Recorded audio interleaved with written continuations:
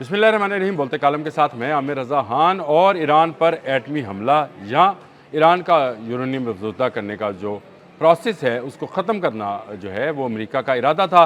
Reuters ने story दी है और रॉयटर्स का ये कहना है कि इस तरह की तशवीश उस वक्त पैदा हुई जब डोनाल्ड ट्रंप ने यह बयान दिया था कि वो ईरानी तहज़ीब को ख़त्म करने जा रहे हैं। ये बात एक तरफ रखते हैं, इसका मैं आगे चल कर ख़ुलासा करूँगा, लेकिन सबसे बड़ी ख़बर तो यही है कि मुज़ाकरात में एक मरतबा फिर डेडलॉक आ गया है। डोनाल्ड ट्रंप कहते हैं कि उनको एटमी असासे या एटमी जो वेपन्स जो हैं वो नहीं रखने दिए जाएंगे। एटमी असला जो है वो ईरान नहीं बना सकता है, एटमी वॉरहेड के करीब भी नहीं जा सकता है। जबकि मार्क रूबियो का यह कहना है कि आपने हरमज़ पर टॉल नहीं लेने दिया जाएगा। इसका मतलब ये है कि वो डेडलॉक जो इन दो चीज़ों पर बना था आज के दिन तक मौजूद है। रॉयटर्स की ही एक और ख़बर है कि जो खामनेई हैं इस वक्त जो हैं वो मुज्तबा खामनेई, उन्होंने ये कहा है कि वो अफज़ुर्दा यूरेनियम जो है किसी सूरत अमेरिका के हवाले नहीं करेंगे। और ये ख़बर आज आ रही है। मैंने आपको ये ख़बर 10 दिन पहले दी थी कि मुज्तबा खामनेई ने साफ अल्फाज में मसूद पेशकियान के साथ मुलाकात में ये बताया था कि तमाम चीज़ों पर समझौता हो सकता है। इसमें आपने हरमज़ भी शामिल है, उसको खोला जा सकता है, तजारत की जा सकती है, अमन बहाल किया जा सकता है। लेकिन वो अफज़ुर्दा यूरेनियम जो ज़ेरे ज़मीन दफन किया जा चुका 5 साइट्स के ऊपर, मैं दोबारा बता रहा हूँ, वो अफज़ुर्दा यूरेनियम जो 60% से ज़ायद का अफज़ुर्दा यूरेनियम है, जिसको चंद दिनों के अंदर 90% पर ले जाकर वॉरहेड बन सकता है, किसी सूरत जो है अमेरिका के हवाले नहीं किया जाएगा। और अमेरिका ने हर आने वाले दिन के साथ अपना टास्क बदला है। उन्होंने कभी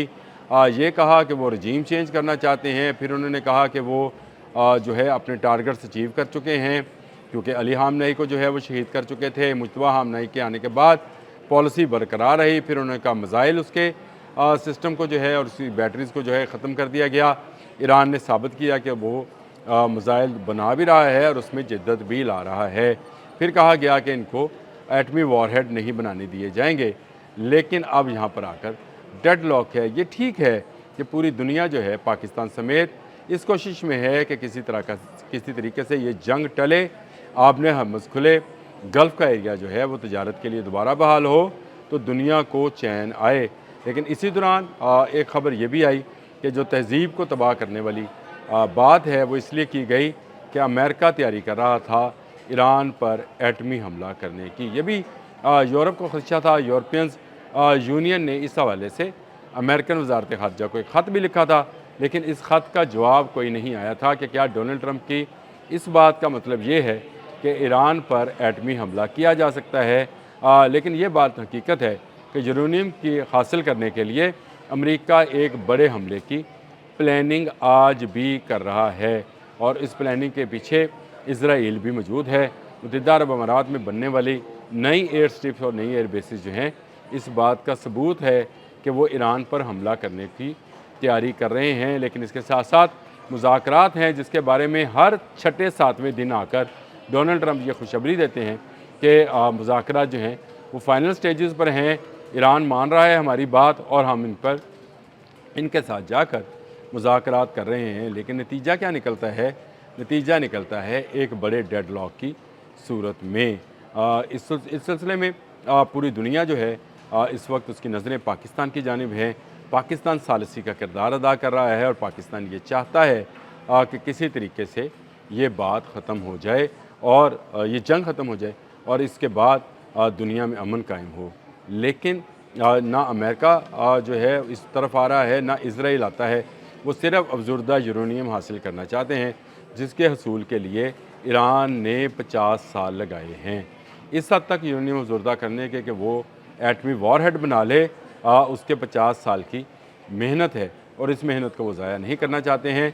ये इतने डीप डाउन हैं, इतनी जो उसको कहते हैं कि एटमी जहाँ पर धमाका किया जाता है उससे भी ज़्यादा डीप डाउन इनको रखा गया है। और ये डोनाल्ड ट्रंप का एतराफ़ भी था। मुज्तबा खामनेई के हवाले से एक मरतबा फिर ख़बर सामने आई। अब इस दफ़ा यूरोपियन जो है न्यूज़ एजेंसी रॉयटर्स, जिसका फ्रांस से तल्लक है, उसने ये ख़बर दी है कि मुज्तबा खामनेई ने नहीं मानी है ये बात कि किसी तरीके से ये अफज़ुर्दा यूरेनियम जो है अमेरिका के हवाले कर दिया जाए। अमेरिका क्या, उन्होंने रशिया के हवाले करने से भी इनकार किया है। ये ईरान का असासा है, ईरान के पास ही रहेगा, और अगर ये रहेगा तो इसका मतलब है कि गल्फ़ के इलाके में जंग जारी रहेगी, कभी हल्की होगी, कभी तेज़ होगी, कभी एक जहाज़ रोका जाएगा, कभी दूसरे का रोका जाएगा, और इसी में पासदारान इनकलाब जो है अपना टॉल प्लाज़ा जो है, यहाँ आबने हरमत से टॉल टैक्स जो है वो वसूल करते रहेंगे और जहाज़ों को गुजारते रहेंगे। अमेरिका बुरी तरह फंस चुका है। अमेरिका के बारे में ये ख़बर है कि वो चाहता है कि यहाँ से निकले और क्यूबा की तरफ जाए, क्योंकि वेनेज़ुएला के बाद उसकी अगली मंजिल क्यूबा थी। इज़राइल के कहने पर वो आबने हरमज़ की दलदल में आकर फंस गया, और आबने हरमज़ की दलदल में वो जो कहते हैं कि कंबल निकालने के लिए गए थे, रीछ ने गले लगा लिया। अब वो कंबल तो नहीं रहा, वो रीछ है, अब वो जान छुड़ाए उसकी छूट नहीं रही है। आबने हरमज़ में फंसे अमेरिका को उसके अंदर से जो है आवाज़ें उठने के बाद मज़ीद मुश्किलात का सामना करना पड़ा है।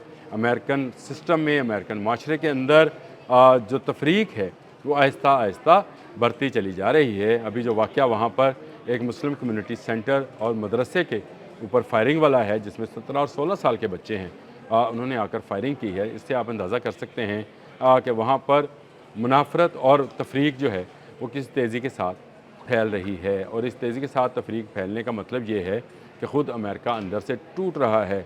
आपको याद होगा, मैंने आपसे कहा था ये जंग ख़त्म हो जाएगी अगर ईरान और अमेरिका वाली, और अमेरिका वापस चला गया तो अमेरिका की रियासतें भी टूट जाएंगी। अमेरिका 52 हिस्सों में तकसीम हो सकता है।